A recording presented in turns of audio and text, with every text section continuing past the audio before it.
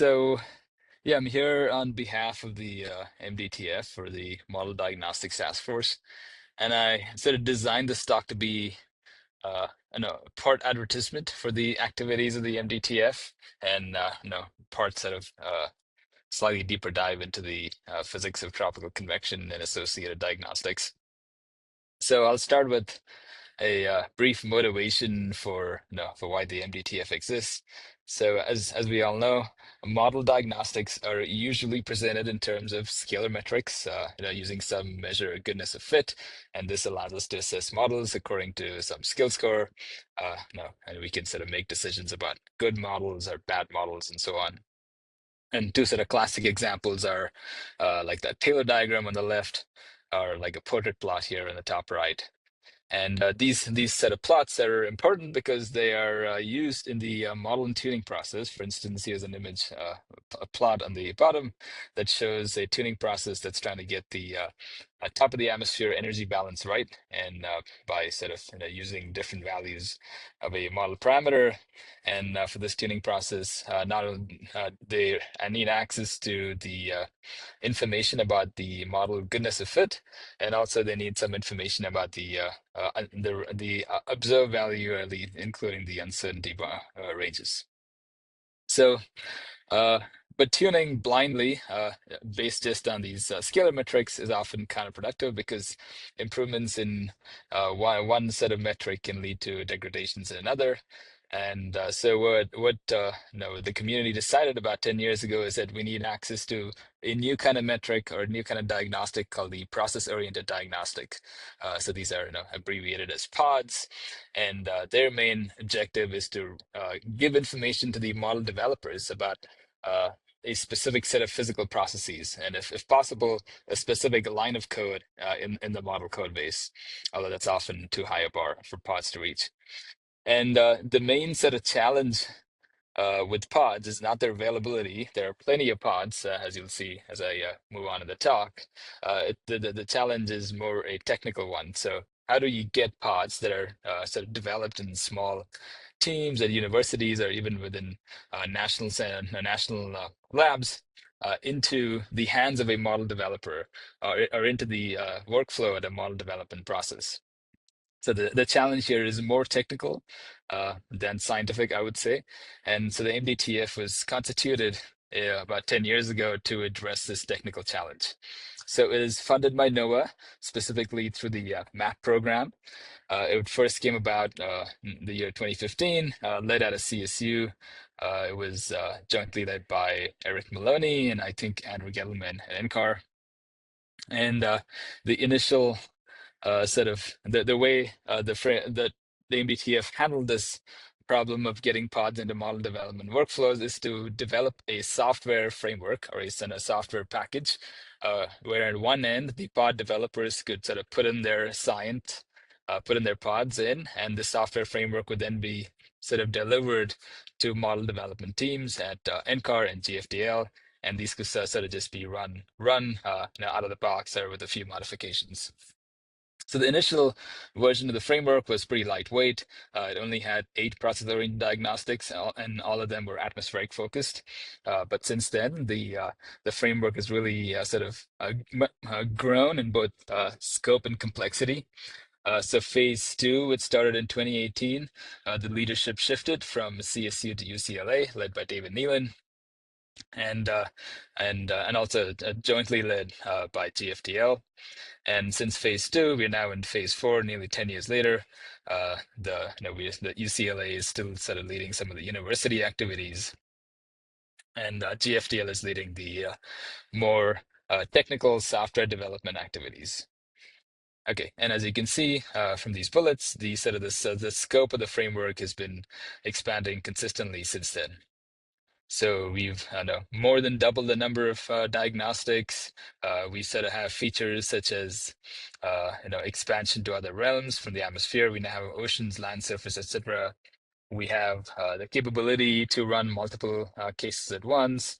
And we also have a preprocessor, which I'll touch on in a minute. And now, instead of the next phase, we are sort of focused on providing support for faster timescale diagnostics, because the initial focus of the framework is most on the climate scale processes.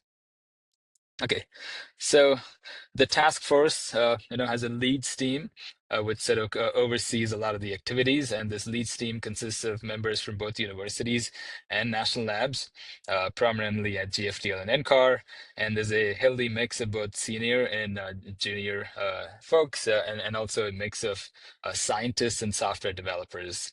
And I think some of the folks in this call, including Liz, are on the MDTF. And the leads team is essentially tasked with a number of different objectives. And so one is to help the model developers at NCAR and GFDL. And the main one I would say is to help no, develop the software framework that actually delivers pods into the model developers' hands. And the third one is to help the pod developers. So these are teams, small university or national lab teams that are funded by NOAA to develop pods and to specifically deliver them into the MDTF. So there's like sort of a three-pronged uh, I would say main set of objectives, and then we also have smaller sub-objectives. We also like do our own science and develop our own pods, and we run simulations that can be used for model debugging and diagnostics. And we also try and work closely with the model development team to sort of make the iteration between pod delivery and model development process faster. Okay. So the framework, at least in its first version, was essentially just a Python script. There was a MDTF.py, and this Python script would then call a bunch of other scripts. These are, here they're labeled pod 1, 2, and 3, and these scripts, the ones in orange, would be contributed by the users or the pod developers, excuse me. And these scripts in turn would call the diagnostics and produce plots, which would then be arranged and presented in an HTML file. So this is phase one, and skip forward to phase three. The initial lightweight framework is now no longer light. It's kind of heavy. It's got a lot of features and a lot more bells and whistles. And most noticeably, we now have, for instance, ways to call cloud or distributed data sets through the use of catalogs. So this is an effort that one of the software leads, partner Arthur Christian, has been championing. And we have ways to run multiple runs. So ways to analyze multiple runs of a model. So this is the the multi-run feature, which our former lead developer Jess Liptak put in last year. And we also have plans to include utilities at the preprocessor level. So if you have a feature tracker, like say for tropical cyclones, or if you're using radiative kernels, or if you have to regrid your data set, like we have plans to put these into the preprocessor. And but the sort of the fundamental goals of the framework are still the same. You still have user contributed scripts that have access to model and observational data, and they produce diagnostics that are presented in an HTML file in the output. So for the next phase that just currently started, we have plans to sort of modernize the framework and make it more accessible, make it easier for pod developers to put in their own diagnostics, and also for new users to get the software up and running in their local system. So the goal here is to move from a script-based framework into a notebook-based interface. So this is an effort that's being led by John Crasting at GFDL. And essentially, instead of, in the previous version, you would run Python scripts on the terminal to get the software to run your model diagnostics. But now the idea is to open up a Jupyter notebook and simply enter, enter your variables for model names or where to find your model files and your choice of diagnostic and so on. And you would do a lot of the diagnostics and including the plotting in the notebook. And this is sort of motivated by the fact that a lot of the Python users, at least in the community, prefer to use Jupyter notebooks as opposed to just Python scripts. And this also has other nice features like support for cloud-hosted data, for instance, from the Pangeo catalog. And the initial signs of this notebook effort have been encouraging. There are in terms of adoption within GFDL. And this is so this is an active development. So if you're interested in following this effort, keep an eye out for this, or check out this GitHub repo if you're really interested. Okay, so, over the years, we've accumulated a lot of pods in the framework. I would say we have over 90, and I dare say we have over 100 pods, and spanning a atmosphere, ocean, sea ice, etc. And you can see we also have loose collaborations with other NOAA-funded teams, like such as the Land CPT, the Climate Sensitivity Task Force, which is a NOAA-funded task force also, and the Marine Ecosystem CPT.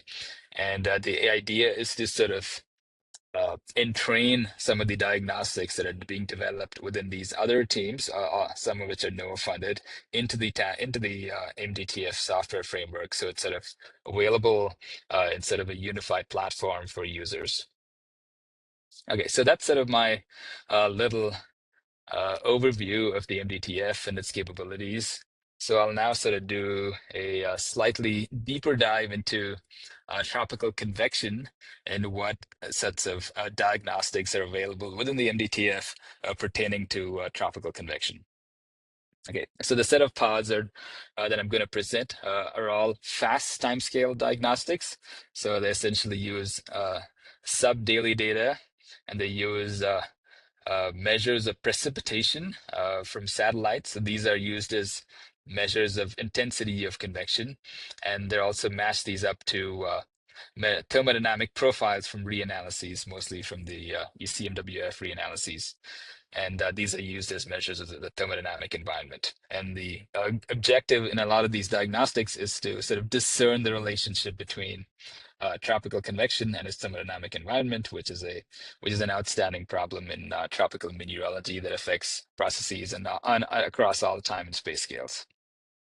Okay, so the more straightforward one is the relationship between precipitation and column water vapor.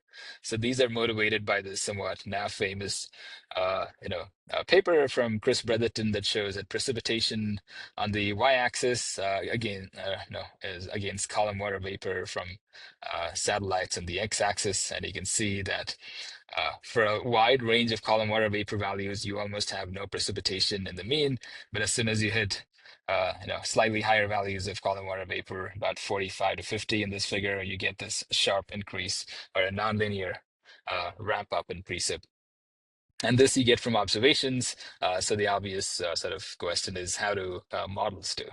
So you would think that this is an easy diagnostic for models to perform well on, but it turns out that a lot of models, at least the ones examined in this little model into comparison study, do get this relationship. You can see that precipitation has this nonlinear relationship to column water vapor.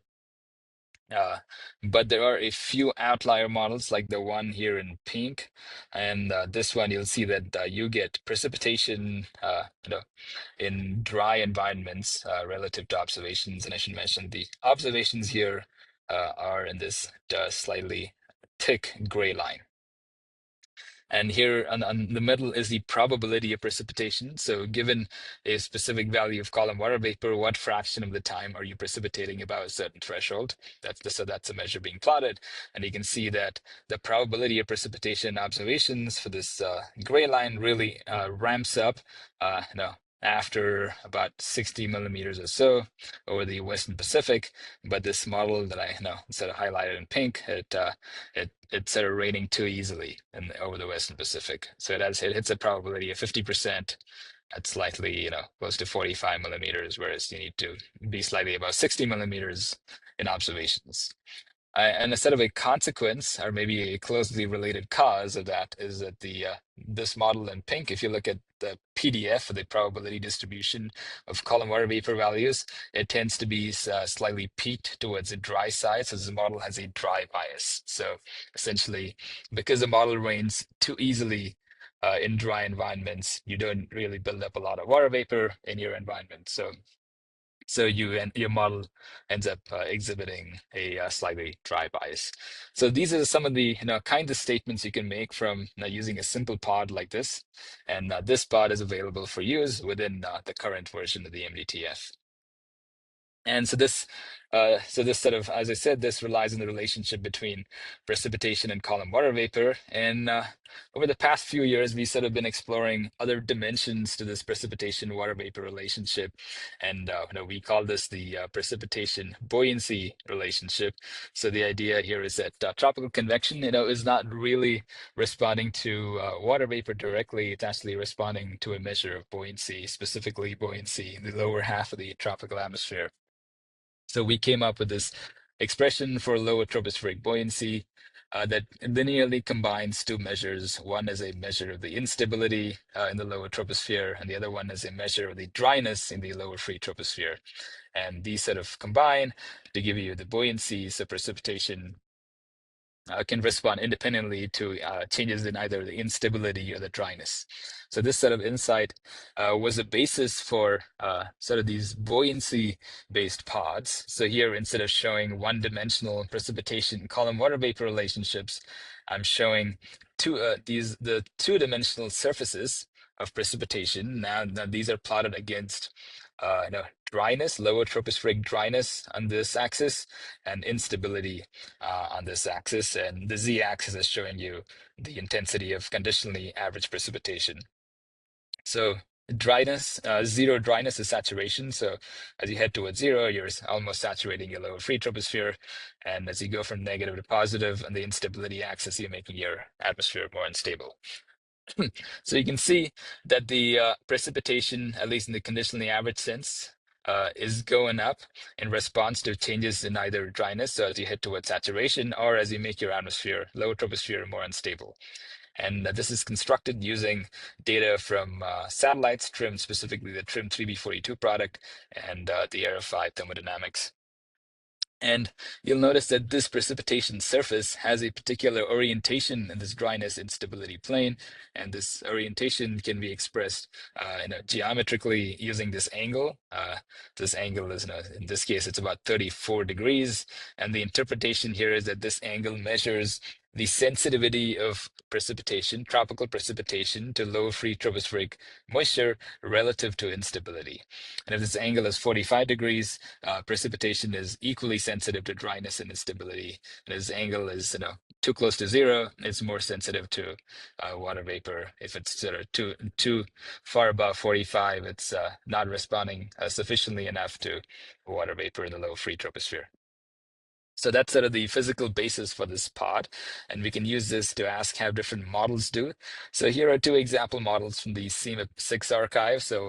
And you can see immediately from just visual inspection that these models are quite different in this dryness instability axis. So this model has an orientation that's sort of that's close to the observations or the observed baseline. And you can also sort of verify that using this angle. But if you look at this model on the right, you can see that its precipitation surface is sort of aligned too far along the dryness axis. And you can also verify that by looking at its angle, that's too close to zero, too far away from 45. So this is saying that this model has close to observed moisture sensitivity in the lower free troposphere, and this model actually has excessive sensitivity to lower free tropospheric moisture. So we examined a sufficiently large set of models, and here is sort of a brief, a depiction of these models. The top row and are all the so-called good models, and the bottom row are the quote-unquote unreasonable models. So effectively, the good models have moisture sensitivity close to 45, close to the observed baseline, whereas the models in the bottom row, they all have moisture sensitivity that's sort of precipitation that's responding too strongly to water vapor and not strongly enough to the instability in the low free troposphere. So we can express this succinctly using this polar plot, where the different colored dots are now different models that we analyzed, and the angle in the polar plot tells you something about the moisture sensitivity of precipitation, tropical precipitation, these models. So an angle that's close to 45 is close to the observed baseline that's given here in these black, and excuse me, the two dashed lines are the observed uncertainty ranges. Uh, so you can see that most models that we analyze sort of fall within the observed uncertainty range. So this is from the CMIP6 archive, so this is pretty good. And a small set of models do show moisture sensitivity or inadequate moisture sensitivity. So the angles are, a sort of slightly higher than what is observed. But what was surprising was this set of models here in this gray shaded region that have moisture sensitivity angles too close to zero. So essentially, these models, the precipitation is responding too strongly to water vapor in the low free troposphere. And and this is surprising because for a long time the issue with the Siemens class models is that they were not sufficiently sensitive to water vapor in the low free troposphere. But this is saying that in the latest generation models, the issue might have slightly shifted the other way, and no, now we have models that are slightly oversensitive to low free tropospheric moisture. So we can ask, so what set of model changes would give rise to this behavior, this observed uh, spread among the SEMA models. So to do that, we did a parameter perturbation experiment where we took CAM5 and I simply sort of played around with its entrainment value. So entrainment, for those of you who don't know, is a parameter in cumulus parameterization schemes that measures the amount of dry air that a cloud or a plume, which embodies convection in these models, entrains in the free troposphere. And here the entrainment is going from a very low value to a very large value. So you'll note that when the entrainment is low, the model, the CAM5 in this phase space sits in a region that's close to these models that have inadequate moisture sensitivity. And when the model has its control value, it sort of sits within the observed uncertainty range. So that's good. And as I increase entrainment, the model CAM5 starts to get more and more sensitive to lower free tropospheric moisture. And when I turn off the convection scheme entirely, and what happens when I do that is that the model is now only responding to the large scale water vapor, and it's only responding, so it's only producing precipitation if my grid is close to saturation. So in this case, you get a model that is excessively sensitive to lower free tropospheric moisture. So this sort of provides an example of how you can use these convection buoyancy-based pods within the model development process to help tune some of your critical parameters. And this pod is also available through the MDTF package. So these are some of the existing pods. So I'll now briefly talk about some pods that are in development using some more recent work. So here is an application of the same concept where convection responds to dryness and instability to the prevalence of moist heat waves. So this is work led by Suchin Duan, who's a project scientist at UCLA. And this work, Suchin shows that if you take a version of CAM5 where there is no entrainment, and you plot the PDF of its precipitating points here in green and the non-precipitating points in brown, you get this sort of orientation in this dryness and stability phase space. And this makes sense. Now, this is what we saw before. If your model has no entrainment, it's not really responding. It's not sensitive to how dry or low a free troposphere is, right? So a lot of the variation is along the instability axis. And another consequence of this is that you can't get your instability values too high because as soon as you exceed close to as soon as your atmosphere becomes slightly unstable, your convection is going to fire and going to push you back to a value of close zero instability. So this is the so-called convective quasi-equilibrium hypothesis, and this holds in this model because the convective scheme is sort of based on the QE hypothesis. And an instability here measures it's actually a closed measure of the surface moist static energy, which actually happens to be a closed measure of the surface wet bulb temperature. And wet bulb temperatures are actually uh, indicators of the uh, no, of humid heat. So for human health, excessive values of surface wet bulb temperatures can actually have severe consequences for, because your body can't evaporate fast enough and cool itself down. So higher values of wet bulb temperatures are here shown in red, and you can see that in this non-entraining case, your wet bulb temperatures don't really get up beyond a certain value. But in a world with entrainment, that's a plot shown here on the right, you can see that you sort of open up this new regime of the phase space where you now can access these pretty high values of instability because your model is now responding to both the dryness and instability. So to sort of compensate for the increased dryness, and the model needs to build up more instability in the atmosphere. And the consequence of this excessive instability in the atmosphere is that you now have higher values of surface moist static energy and therefore higher values of surface wet bulb temperatures. So in this paper, we show that moist heat waves are actually more intense with entrainment, and this effect can actually amplify under global warming. And we have ongoing plans to sort of convert this physical insight into a process-oriented diagnostic and make it available within the MDTF software framework. So here's another nice example from one of my colleagues and also a colleague of Juliana, Brandon Walding. Excuse me. So in this work, Brandon used tracks of mesoscale convective systems using a popular feature tracking algorithm called Flex Tracker, and showed that so here on the x-axis you have buoyancy again, and this is now a measure of the precipitation fraction of total precipitation rate, which is contributed by the different convective systems. So you have non-deep, which are mostly congested clouds. Then you have non-MCS deep, which are or isolated deep convective clouds, and then you have MCSs, which are organized large mesoscale convective systems.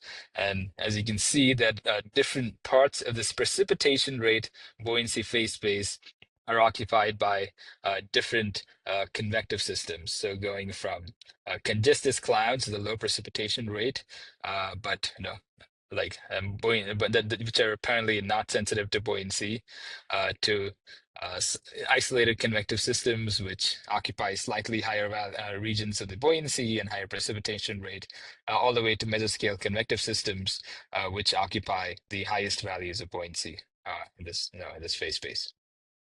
And a closely related example is also in the works. So Wei Ming Tsai, another group member at UCLA, is developing a process-oriented diagnostic to assess how the mesoscale convective system evolves through its different stages of its life cycle in this instability dryness plane.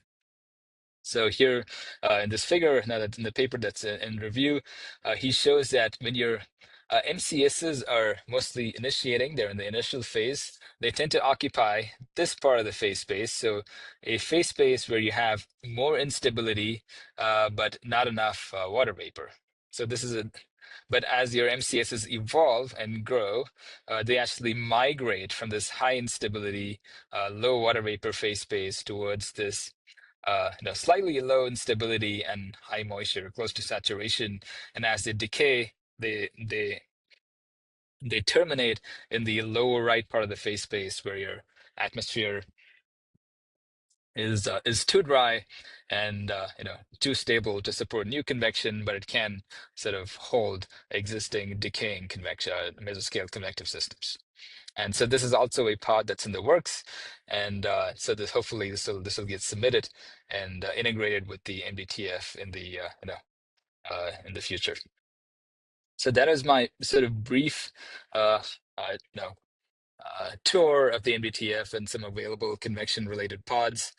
And so in terms of opportunities for synergy with your panel, so firstly, MDTF always welcomes new contributions. So if you personally have diagnostics that you've developed with your sort of expert or domain knowledge, and if you want to see that be used at model development centers, we encourage you to contribute it to the framework. So the framework is open source, so anyone can get the framework, download, and put your pod in it and submit a pull request. And specifically, we do have some existing connections with climate process teams, but we would like to see a closer connection. For instance, it'd be nice to sort of get new pods that are developed within the CPTs into the MDTF, and also see the MDTFs be put to use within the CPT. So so the more use cases we have for the MDTF, the more agile and the more sort of resilient we can make the framework. And in terms of convection specifically, I guess Clivar as a whole can facilitate some, excuse me, some community sharing of high resolution data sets. So a lot of the major roadblocks in convection is can only be solved with very high resolution, spatial resolution, and vertical resolution. And a lot of these data sets are produced within the specialized groups, but it would be nice if there were some sort of common platform to make these data sets more widely available for use. And also in terms of observations, I know sometimes Clivar recommends specific observational field campaigns. So, in the tropics, we do have regions that are extremely important in terms of their contribution to the climatology and to the variability, but where the field campaign, where the observations, direct field, ground observations are pretty sparse. An example is the Congo. So, we can think of many more examples. So championing some of these, some observational field campaigns in these data sparse regions would also be a worthy effort. And other than that, yeah, that's I think that's the end of my talk. So stop there. Thank you.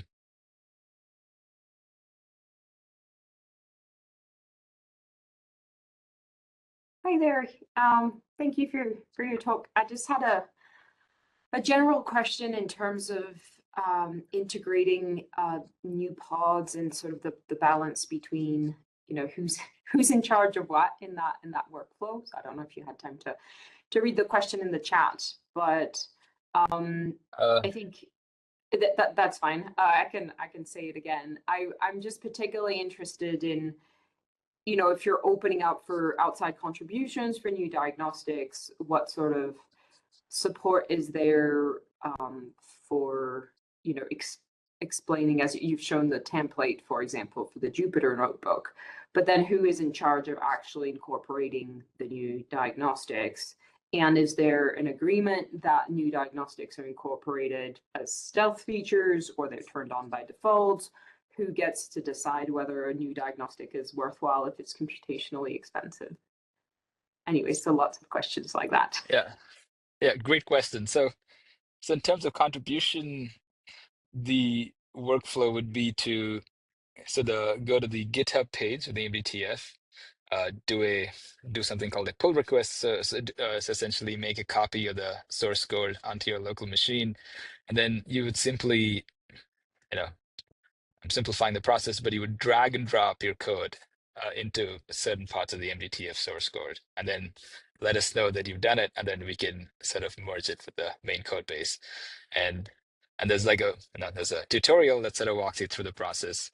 And if you're interested in working with these Jupyter notebooks specifically, let me know, or let Liz know. She's also in the MDTF, and we can sort of send you a link to our telecons. We have monthly telecons where we assist pod developers with the specifically with this process of integrating their pods into the framework.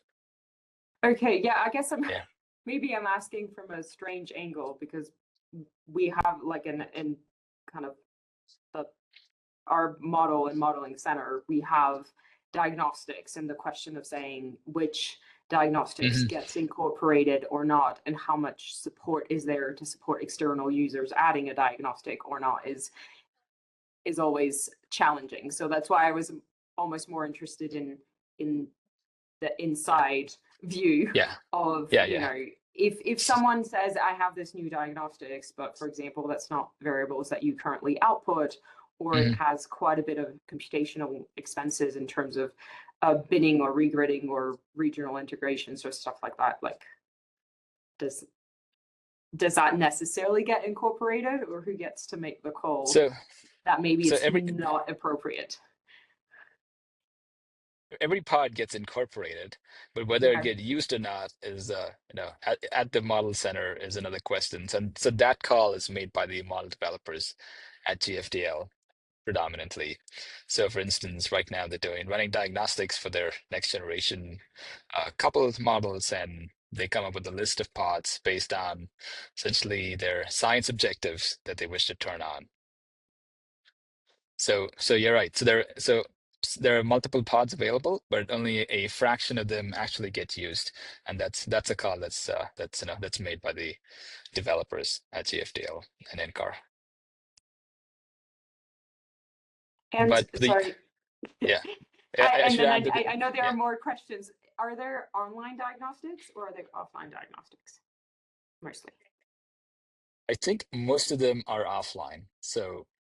Okay. So it would get plugged in once the model simulation is Hmm. so the data set's ready, it's post processed, and then you would do the diagnostics. Okay. Thank you. Yeah. All right, Juliana. So I have technical questions, but I also have a science question, and I'll start with that. So you showed the plot where I think it was CMIP5 models. They are all now lined up in the 45 degrees, or with some exceptions. But I think that was a big difference from CMIP3 generation to more current generation. And I think a lot of people try to tune their models to reproduce better this pickup of precipitation with respect to column water vapor. My question is, and maybe it's something you looked at in your paper, does this improvement come with a reduction of precipitation biases in the tropics or some improved representation of variability, or you don't tend to see that one-to-one? You get better pickup of precipitation, and now your model bias, precipitation bias, is less. So we haven't done a systematic study of whether or how these diagnostics relate to, say, properties of the model mean state or variability. But I can only answer based on my reading of the literature, and the sense is that specifically for the MJO, as you know, the higher your moisture sensitivity, the better your model MJO. So that might be one reason, why a lot of models or a significant set of models have tuned their entrainment or some other property to make the model more sensitive to lower tropospheric moisture. Is And that whether, something that, sorry, yeah, you have pods that look at MJO, so it's something that somebody could go into MDTF and make that parallel between yeah, MJO performance and yeah. yeah, you could definitely do that. But yeah, one challenge is that it's easier to do the forward problem, meaning you can take a model, perturb its entrainment rate, and see how the MJO variabilities, you know, is changed. But the inverse problem of, if you have a bunch of models with different sort of skill and MJO variability, how do you trace? Can you trace it back to a single parameter? More often than not, the answer is no. So it has Mhm. to be a more comprehensive study, including a bunch of parameters. Yeah, I was thinking more in terms, I was initially only thinking of precipitation bias, but maybe the question goes to MJO too, that in terms of a model and mean, you would expect that this relationship is better because all the models you're showing here in this, most of the models are following close to 45 degrees. So if now I looked at the ensemble mean precipitation in the tropics, do I see reduced bias, or do I see a mean MJO that looks better? That was Yeah. So for the yeah. mean precipitation, you get a better precipitating PDF, meaning if you look at the distribution of points only when they're precipitating, they look better in the models with the right entrainment. But Okay. the mean precipitation is a function of both the precipitating times and the dry time, so it's an average of the two. And Mhm. and that depends on the circulation, so that's not controlled just by the entrainment. So Yeah. Yeah. yeah. And then in terms of technical question, I see, and I've been kind of on the outside of MDTF, I see a lot of interest in putting pods in, and I wanted to ask you about your thoughts on how modelers have been taking them, and I think you touched briefly to this in response to Alice, that the model developers often subset pods and then they look at those. But I was just interested in how much you see the pods being used, and if it has been exclusively at GFTL, or if you've seen a pickup of modelers outside of GFTL using MDTF for model development. Well, MDTF as a framework, I think, has seen the most use at GFDL and NCAR. And so those pods are sort of the kind of things that modelers care about, like, for instance, MJO, Dynel cycle variability, and so on. But I think the individual pods that are within the MDTF do see some uses outside of modeling centers at various research groups, but not always necessarily through the MDTF. Like you can just pluck out a pod of interest and then sort of use it on your own. Yeah. Yeah, so the adoption, we will admit, has been a challenge. Uh, but I think things are better now, especially because the Needs team has sort of been working over the past years to do a lot of advertising and talking to the model developers about their requirements and working with their software team and so on. Thank you. Yeah. All right, we can squeeze in one more question. Go ahead, Alex. Thanks, Fiaz, for a nice talk and overview. I learned a few things that I should have known in your talks. This is nice to see. And I guess circling back to Juliana's question, for example, the precipitation in the Pacific as a whole from CMIP 5 to 6 is not any better. Actually, I guess it's better, but it's not better than CMIP 3 because things got worse from CMIP 3 to 5. So in terms of the mean, it's not necessarily better, but I guess the MGO is better. But that depends on the model. Different model groups have different expressions, including the ITCZ bias. So I guess, yeah, I didn't really have a question, but I'm trying to think about essentially how one could assess something like, multiple pods in different areas. For example, something like tropical precipitation biases, like you said, depend on the circulation, they depend on air-sea coupling. Are people using these pods in ways to sort of jointly look at, for example, air-sea interaction and precipitation? Or, I mean, in many ways, obviously, like the buoyancy framework is indirectly dependent on the boundary layer instability and things like that that come from that are affected by air-sea interaction. But yeah, are there sort of people using both atmosphere and ocean pods together? Uh, so we have a hard time getting people to use like single pods, let alone joint use of pods. So I would Yeah. say, yeah. So I'm not aware of anyone using multiple pods in the jointly. But I guess the bigger sort of question is, for model developers, what would you rather have? Would you rather have a physically plausible value of a parameter, or would you rather have a model that gives you a good benchmark? It passes the benchmark pretty well. Like, yeah, include like an ENSO, better ENSO, better MJO, better TOA balance. And oftentimes you have to make compromises in one to get better performance in the other. And so that, yeah, there are some, yeah, I think there are philosophical sort of challenges to how you do model development and how you set the parameters. So yeah, you're right. So you'll have to tune a lot of them at once. And with the pods as designed, we can sort of tune one or a few of them. Uh, no. So I don't have an answer to your question, but I would just say that yeah, model tuning yeah has more dimensions than just getting the physically plausible value. And those are yeah. So pods come in, they sort of address one of those dimensions, but there are sort of other things to consider. I guess my mind is going to Brandon's work and looking at the combined sort of atmosphere ocean energy budget and Mhm. sort of these, if ocean heat content is important to tropical convection, even at some sort of lag, one would think that people, if somebody's working on a pod related to upper ocean mixing, that may actually have an effect on the combination between that and then a pod related to convection in some way. I guess Yeah, a lot yeah, of these things are indirectly within what you just talked about, the pod you showed.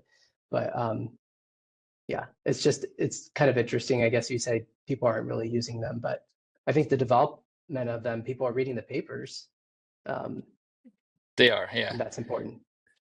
yeah. So they're aware of the physics, but yeah. So model development is more than just the physics, is what we're finding out. But yeah, Brandon's work is definitely cutting edge. But yeah, we definitely need more pods uh, in that vein. And yeah, it would be nice to see if